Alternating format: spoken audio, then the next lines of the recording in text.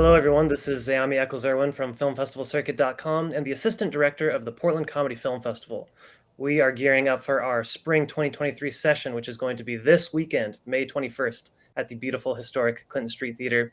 And today I am talking with one of our participating filmmakers, who is the creator behind Swipe NYC, nominated for the Best Comedy Film, Sue Kramer. Sue, thank you so much for meeting with me today. Thank you for having me. So this is exciting. You're nominated for a big award. We're about to screen this weekend. What inspired you to make Swipe NYC? Many things, but it is a semi-autobiographical tale about my post-divorce life, of being an empty nester and basically starting life over again at 50, and what that feels like, jumping into dating. Totally. Adding that became a metaphor for kind of putting pieces of my life together. So I decided to write a short that reflects of person and came together. Form, way, shape, everything about it came together. Like it was serendipitous in that I wrote it June 15th. I started July 4th. I was done. By July 10th, I had Richard Schiff attached. By the Eldelstein, and then the train just took off. We were filming in September in New York. It's been really an amazing experience. Excellent. Well, it's interesting. The pieces fell together, and you're pulling from somewhat of your own life. I'm kind of curious, what is that like, writing something that does pull from or touches on personal elements of your life? Is there a balance that needs to be taken there? There should be. I think that for the budget that we have, I boundaries that I normally would was making it for a studio. So I was my house, in my daughter's room. Many things, normally I wouldn't do. Right. But it's like style of totally small budget, but we wanted to make it look like $1 million, which I think it does. Absolutely. So yeah, I would say that sharing very intimate parts of my life was hard, but my mentors in life, Larry Gelbart was my mentor. He died a while ago, but he wrote Tootsie and MASH and iconic comedy writer. And he would always say, you got to write what you know. You got to write what you know. And funnily enough, I've written many things that I don't know. It's the quintessential of my writing, directing, producing, that I wrote everything that I do know, and it's been the most fruitful piece of filmmaking that I think I've made so far, writing and directing wise. Totally. Well, that makes sense. It's this catharsis to let out some of these things, these pent-up things. Yeah, I think it's hard. I think for filmmakers, we like to, stay behind the curtain a little bit. Not let it all hang out. But at the same time, most vulnerable, it also comes across. Authenticity is kind of the key. Now they can see it's authentic. So I practice. Okay. That's very interesting insight. I'm kind of curious. So there's a lot going on here. You were involved on directing, producing, lots of stuff behind the camera. In front of the camera, we have certain personal pieces of your story being shown, and you have some very talented actors in this. What was that on-set process like? What did that feel like? The on-set process was like incredible. It was like joy, like an absolute. I was like getting a candy store. Who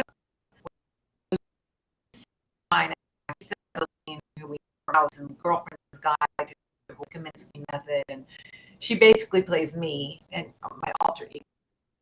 And Bridget, my film Gray Matters, I read her bigger producer on the film actress, wonderful Richard Schiff, who we know from the West Wing. He wrote the role for him. He was the first person I gave it to. So that was wonderful to see him on my set. And everyone else was casting that of people that I didn't know. And that was wonderful because I made some really wonderful discoveries of actors that I didn't know who I think absolutely shine. So that was great. And then David Kelsey, who plays the bartender, is also a producer. I've known since we were yoga buddies in our 20s, and we're reunited. So it was really like, it was, a reunion of sorts with some of the actors, and then with others, it was a discovery, but all of it together was, really an amazing process. Yeah, that sounds incredible. I mean, it sounds like really the dream come true.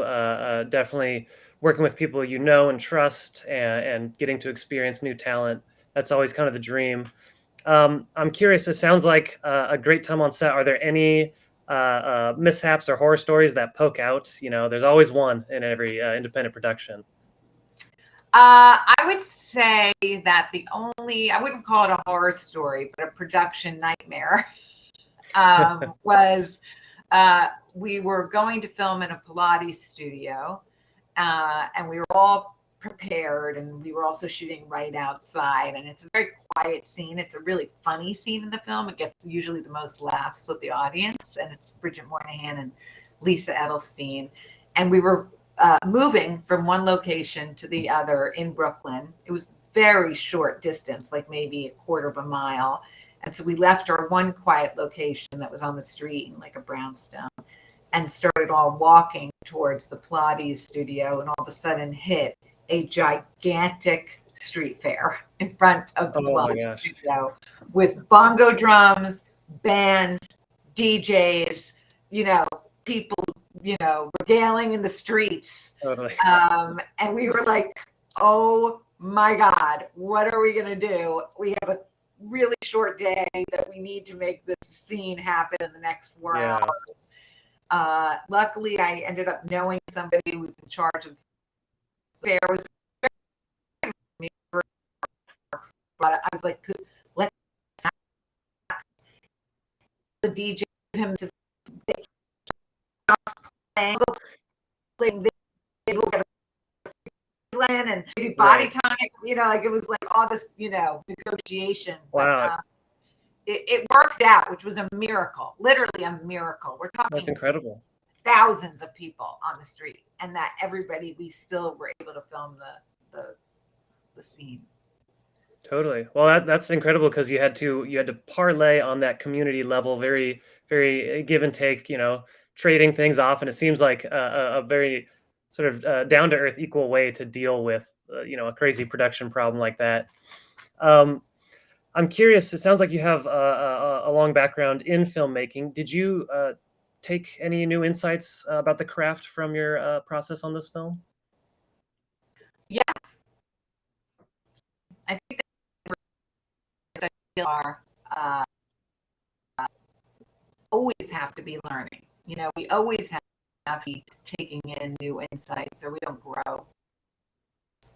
I realized on this film, less is more. Okay.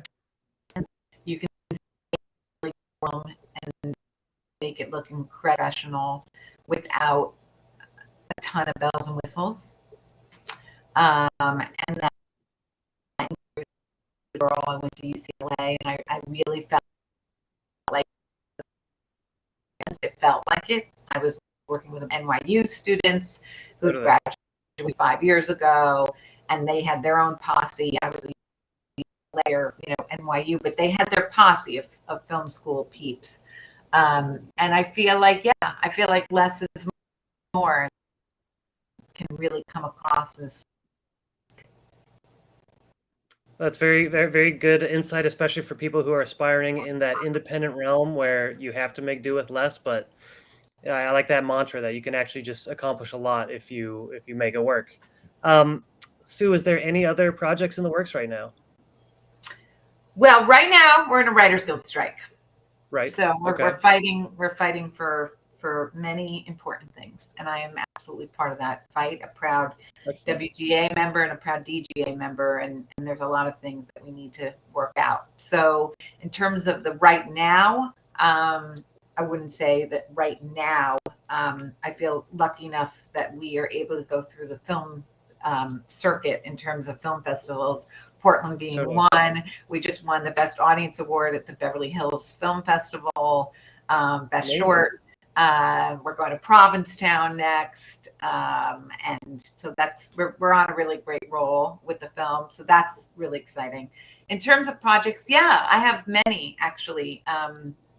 It's looking very positive that Swipe's becoming hopefully a series. That's the goal. That's been very exciting based on the film.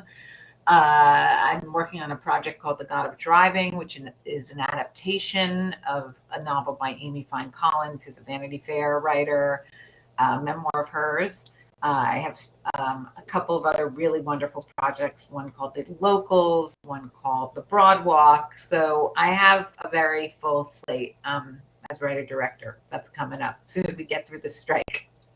Totally. Well, that's very excellent to hear. Tons of irons in the fire. Yeah. And I'm very excited to screen Swipe NYC this Sunday at the Clinton Street Theater. I I can't think you'll wait. really Such gonna an love it. iconic theater. We love Portland. Love Awesome. the audience. So we're hoping for a great show on Saturday on Absolutely. the 21st. We're psyched. Great. Well, I can't wait, and I'll see you there. Great. See you there. Take care.